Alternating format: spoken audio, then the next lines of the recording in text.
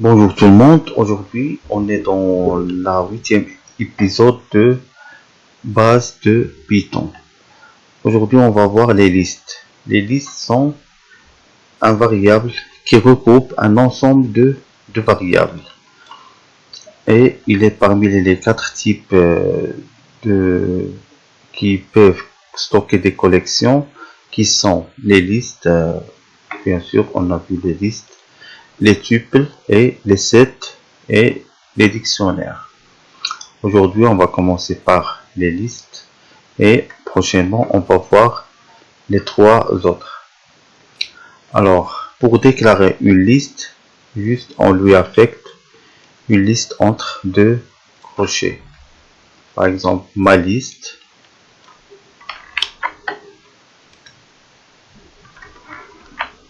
égale un certain élément, par exemple 1, 2, 3, A, B, C.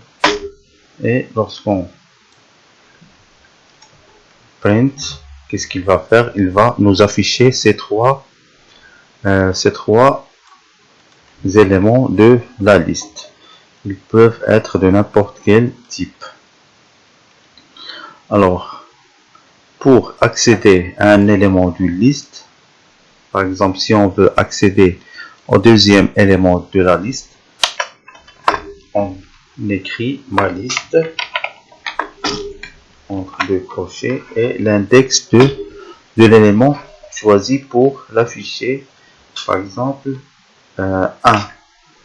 Si on met 1, x égale ma liste 1. Alors, si on affiche x, qu'est-ce qu'il va nous afficher? Il va nous afficher le deuxième élément, celui-là. Alors, on a écrit 1, il nous a affiché le deuxième élément.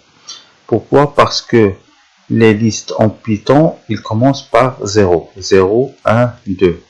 Alors, l'index, c'est 0. Alors, si on veut afficher le premier élément, alors on doit écrire ma liste entre crochet 0. Maintenant, il pourra nous afficher notre premier élément. Alors, on peut accéder à nos listes de cette façon.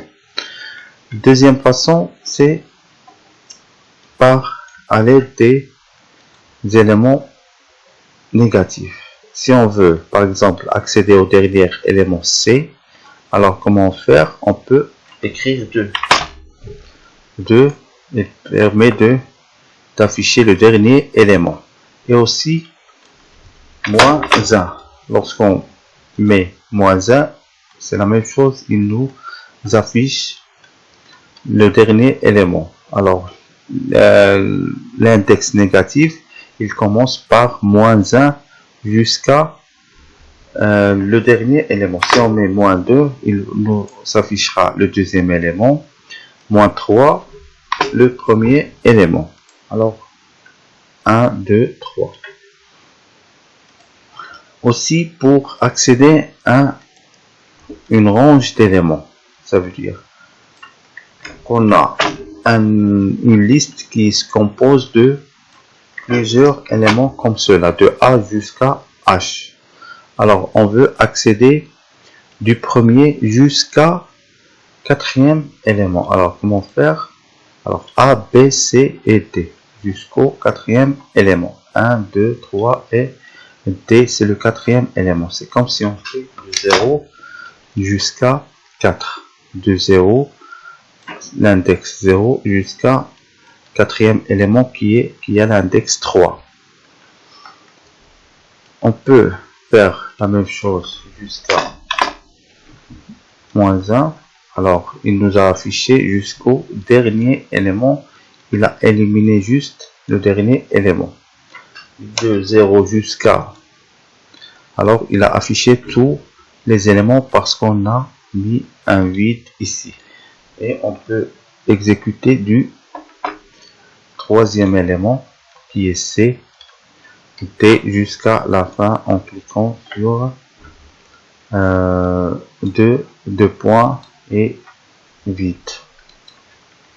Comme ça, on peut sélectionner plusieurs éléments une autre liste de notre liste. Alors pour modifier, on peut modifier un élément, par exemple ma liste 0, au lieu de A, il va égal à Z.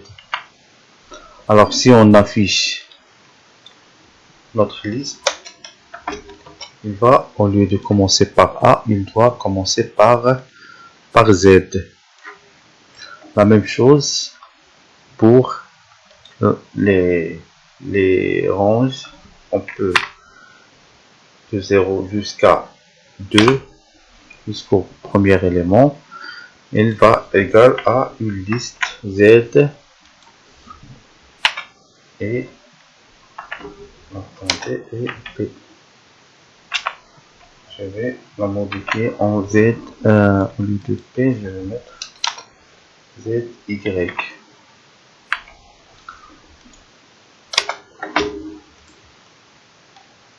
Alors, maintenant, il a commencé Z, Y, C, D, E.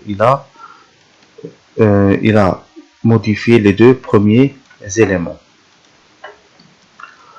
Pour ajouter des éléments, on peut utiliser la fonction append.